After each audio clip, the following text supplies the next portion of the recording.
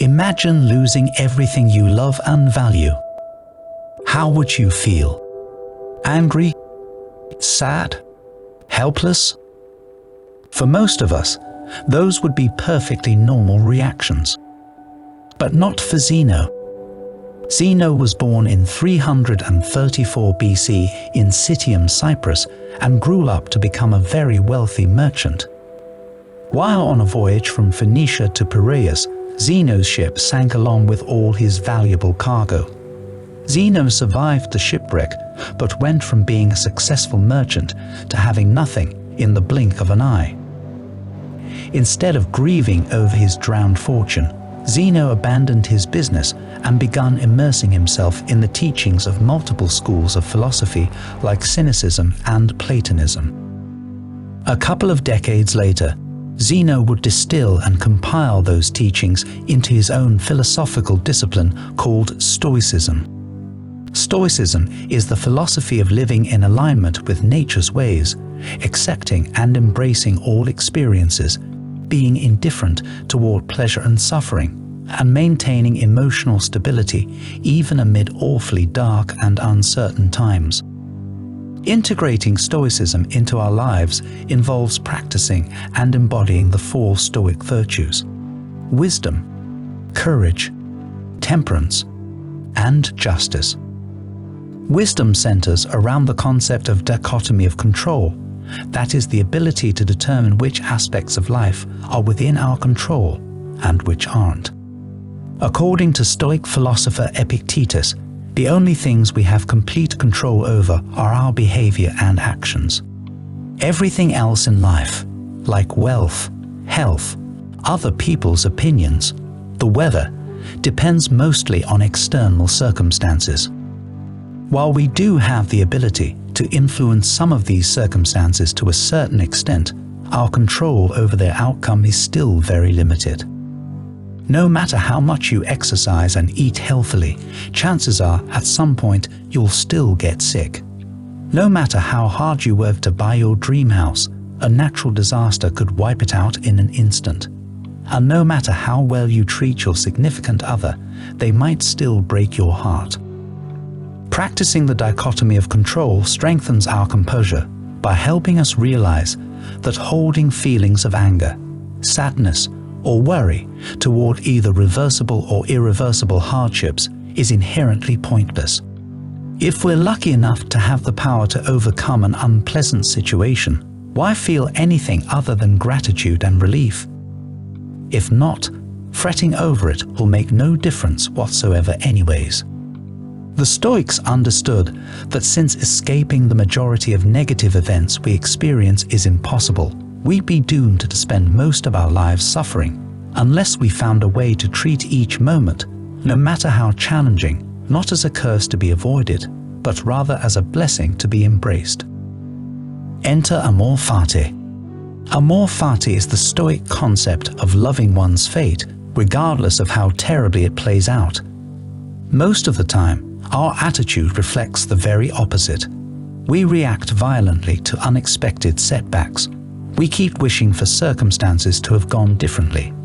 We're in a constant state of being haunted by painful memories, and we're consistently worried about what the future holds for us. Amor fati encourages us to commit ourselves not just to bear with the ceaseless tragedies of life, but to embrace, love, and make the best out of them. Courage, the second Stoic virtue, consists of 2 primary traits: persistence and resistance. It involves sticking with the goals we pursue until we've seen them through, taking action to the best of our abilities even when we've been dealt the worst possible hand, carrying on even if it feels painful or futile, conquering fear by logically determining whether what we fear should truly be feared, and even actively seeking out discomfort by taking up endeavors we're fully aware will significantly stretch out our comfort zones. All of mankind's most admirable achievements have been born out of the conscious or unconscious expression of Stoic courage. Temperance, or as Aristotle calls it, The golden mean supports that the most desirable human qualities are found in the middle, right between the extremes of excess and insufficiency. Courage is born in the middle of cowardice and recklessness.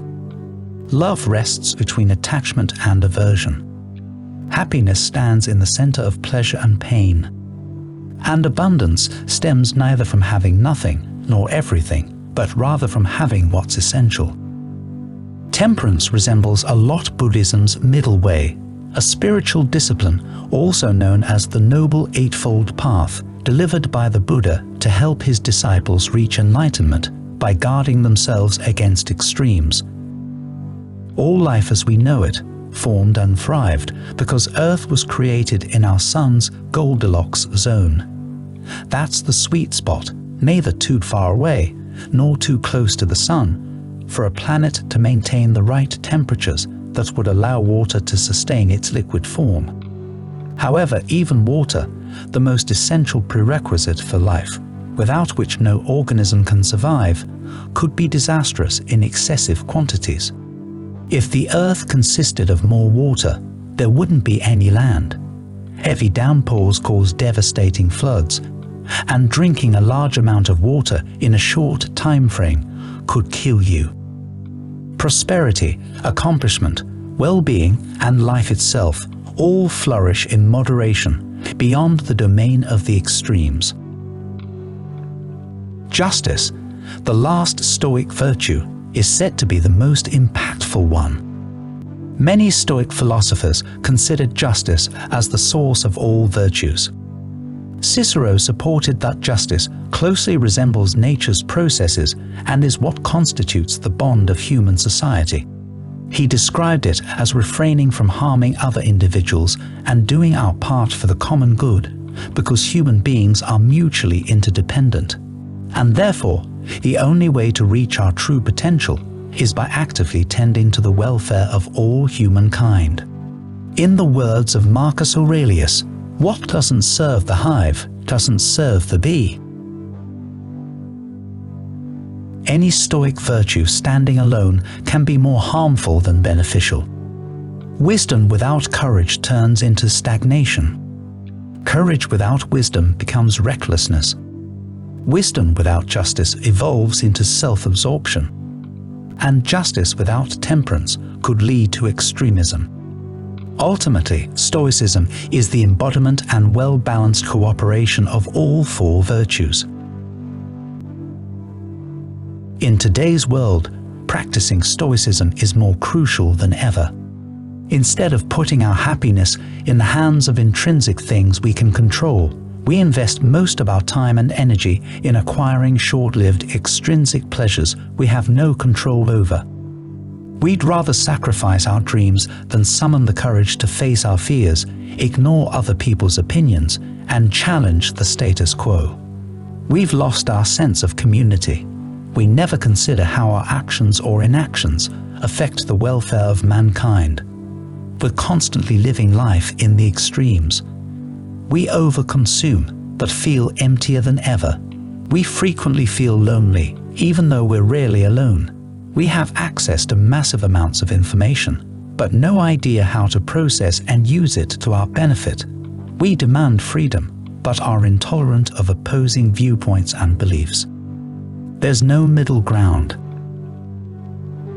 Some 2,000 years ago, people were suffering equally challenging hardships. But those who had the Stoic philosophy at hand were able to rise above them and thrive so profoundly that we still treasure and find great value in their words and disciplines to this very day. If we start putting Stoicism's principles into action by drawing our value from what we can control, loving the inevitable misfortunes fate throws our way, steering clear of extremities, and not relying on the impermanence of extrinsic pleasures for happiness, we'll become well equipped to achieve self-mastery and lead a much happier and more fulfilling life, just like that of the Stoics.